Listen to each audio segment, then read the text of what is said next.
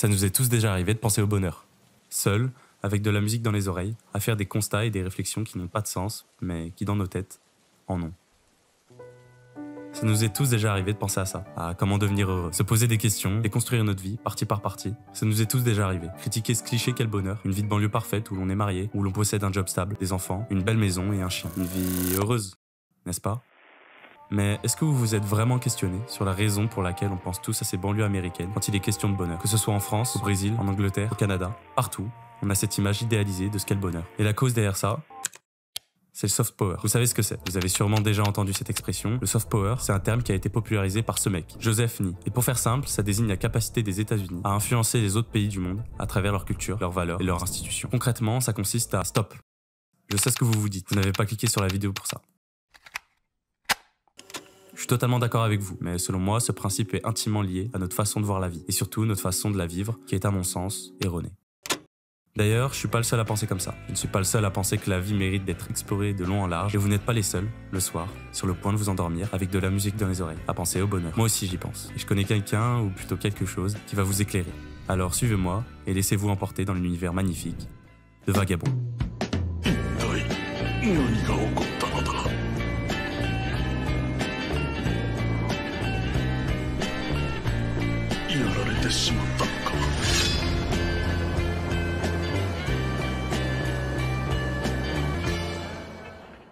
Vagabond, c'est une œuvre entièrement philosophique qui raconte la vie de Takezo Shinmen, un samouraï vagabond en quête de gloire. C'est à travers le voyage et les combats de ce dernier que le récit peut profondément changer la façon dont nous consommons la vie, changeant notre orgueil en sagesse et nos vices en vertu. Je peux l'affirmer avec certitude, nous ne savons pas vivre. Notre génération, de manière générale, a une vision complètement biaisée de ce qu'est le bonheur. Et beaucoup d'entre nous sont persuadés que c'est à travers l'attention des autres qu'ils trouveront un bonheur stable. Or, ce n'est pas le cas. C'est à travers soi-même que ce bonheur stable se trouve. L'apprentissage de la vie, apprendre à vivre, est beaucoup plus lié à la personne que l'on est plutôt que ce que l'on a ou ce que l'on fait. Idem pour l'apparence physique. Le corps suivra toujours l'esprit. C'est contraire à l'image qu'on se fait le plus souvent de l'évolution en tant qu'individu, mais la pensée mûrement réfléchie précédera toujours des actes de qualité. Takezo voyage à travers le Japon afin de devenir le meilleur bretteur du pays. Pour cela, il affronte des samouraïs de plus en plus forts, jusqu'à ce qu'il se demande qu'est-ce que veut réellement dire être fort. Takezo poursuit un objectif qui, avec le temps, perd de son sens, qui nous conduit à une vision de la quête de soi, donner un sens à nos raisons, apprendre à s'arrêter, prendre une pause, savoir où l'on va. Je compare ça à un bateau. On ne peut naviguer sur les flots sans cap, et pour trouver son cap, il faut savoir qui nous sommes. Pour pouvoir vivre, il faut être solide sur la personne que l'on est. Comment faire des choix importants dans la vie si des influences extérieures, comme l'opinion des autres, un amour précipité ou encore d'amis toxiques finissent toujours par nous submerger. Beaucoup trop de personnes que l'on a connues finissent par prendre la mauvaise décision à cause d'une quelconque frustration qui aurait juste besoin de temps pour se rendre elle-même compte qu'elle n'est que le fruit de notre imagination. Nos désirs instantanés ont toujours la priorité sur notre discernement à diviser ce qui est important et ce qui ne l'est pas. Et la raison de beaucoup de nos problèmes, c'est l'absence de temps, le temps d'apprendre, ce qui nous amène à notre prochain point,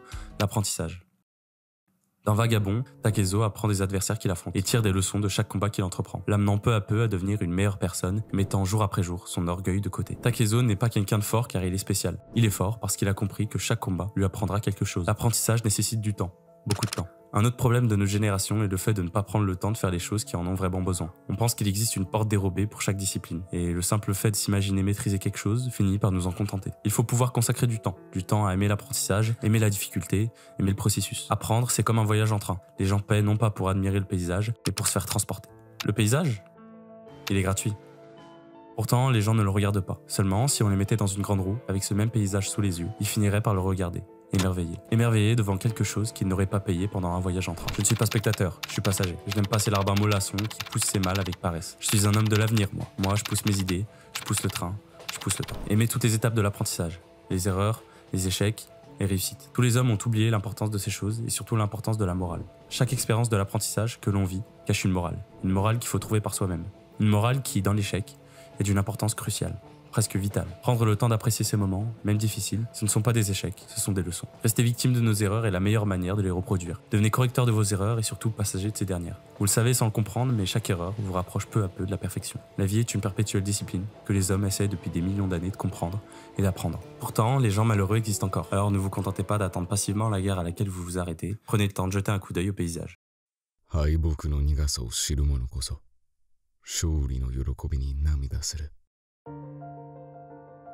死を見つめた者こそ命を味わえる。幸福とはどんな時も今この瞬間を受け入れることなのか。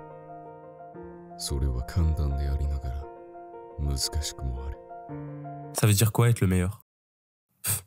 Être le meilleur, ce ne sont que des mots. Aujourd'hui, le but n'est plus de se suffire à soi-même, mais plutôt de suffire aux autres. Parfois, la sensation que l'on ressent, lorsque l'on n'est pas à la hauteur de quelqu'un, nous est insupportable, voire mortelle. Seulement, vous souvenez-vous de la dernière fois où vous n'avez pas été à la hauteur de vous-même? Peut-être que c'est ça. La force. Être le meilleur. Être le meilleur dans une arène où vous êtes votre seul adversaire, votre seul ennemi, votre seul héros. Le fort est un faible qui agit selon ses propres convictions, sans perdre de vue ce qui compte vraiment pour lui. Je ne crains que ces derniers temps, on ne sache plus à qui plaire. Notre vision s'assombrit et le jugement des autres prend de plus en plus de place, finissant par nous faire croire que l'on se trouve emprisonné et contraint d'évoluer selon leur échelle de force. Mais ça n'a pas d'importance. Pas besoin de dépenser sans compter pour ces personnes, pas besoin de changer de fréquentation pour plaire à autrui. La seule envers qui le stress et la culpabilité deviennent légitimes, c'est notre justice, notre histoire. Le monde est fait d'expériences, uniques, et il est fait de morale, unique, elles aussi. C'est là la simplicité. Quant à l'humilité, elle se trouve dans le respect des autres, qu'ils soient bons ou mauvais.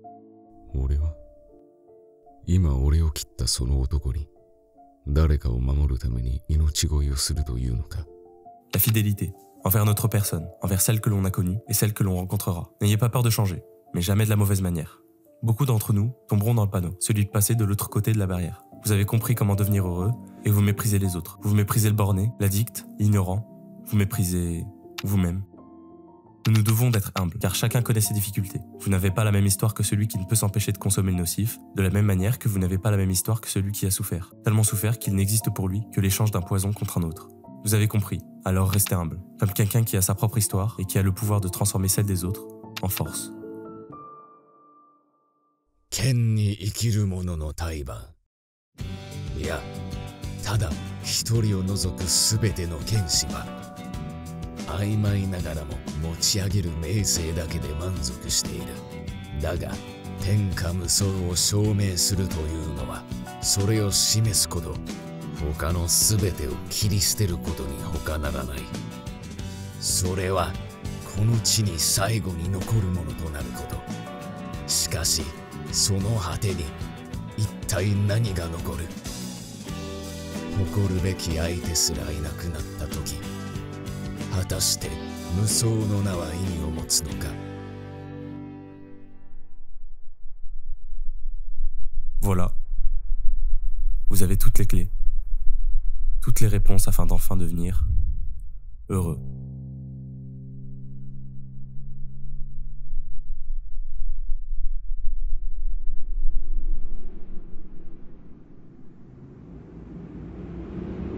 La sagesse. De ce qu'on sait, la sagesse n'est pas facteur du bonheur. La sagesse, c'est agir selon sa justice, sa morale, ses valeurs et ses principes. Mais est-ce que la sagesse ne nous isolerait pas plutôt du monde? Elle nous isolerait socialement, car la compréhension accrue des souffrances du monde nous persuade qu'il n'y a plus d'espoir. Elle nous a placés devant les yeux un filtre de négativité, une négativité qui peu à peu nous aliène, créant un foyer chaleureusement froid de solitude. Le bonheur? Depuis quand suis-je heureux? Qui vous a dit que je détenais la clé du bonheur? Ce que j'ai fait, c'est juste de lire un manga que tout le monde connaît sans comprendre. Alors depuis quand je sais comment vous rendre heureux? Et en quoi le monde peut vous dicter à quoi votre bonheur doit ressembler? En vérité, j'en sais rien du tout. Tout comme les dirigeants de ce monde, je n'ai fait que vous mettre en tête que le bonheur est quelque chose de matériel, quelque chose que l'on acquiert en quelques minutes sur YouTube. Tout comme le soft power vous a mis en tête qu'acheter le dernier iPhone ou regarder la dernière série à la mode contribue à votre bien-être, à votre bonheur. Le bonheur que vous connaissez n'existe pas. Les gens heureux non plus n'existent pas. Il n'existe que des gens plus ou moins libres qui pensent que le bonheur possède un prix, ou qu'il se trouve dans la supériorité de l'autre. みんなが同じならば自分の姿は霞む。だが一人だけが異なればその時自らの凡庸さが浮き上がりになる。だから人はそれを排除しようとする。だが排除できると知るや嘲笑して目をそらし自分とそのものの間に壁を作る。そうしてまた自らを直することから逃げるのだ。 Si le bonheur existe depuis le début de l'ère des hommes, s'il existe là où la frontière entre la vie et la mort est indiscernable, et là où on se remplit le ventre avec des prières, alors il existe forcément là où on ne manque de rien, et là où la mort possède une date, n'est-ce pas? Mais en sommes-nous bien sûrs? Ce n'est que lorsque notre existence prend son sens, que la fin approche, que l'esprit sait à quel point son corps devient fragile. Je ne suis pas capable de faire cette vidéo. Je n'ai pas compris et ne comprendrai jamais la signification de tous ces mots, mis bout à bout. Je ne comprendrai jamais ce sentier au mi-chemin et embranchement. Quand je vois les autres, je me dis que je ne pourrais pas faire mieux. Quelle légitimité ai-je à parler à ces gens de la signification du bonheur?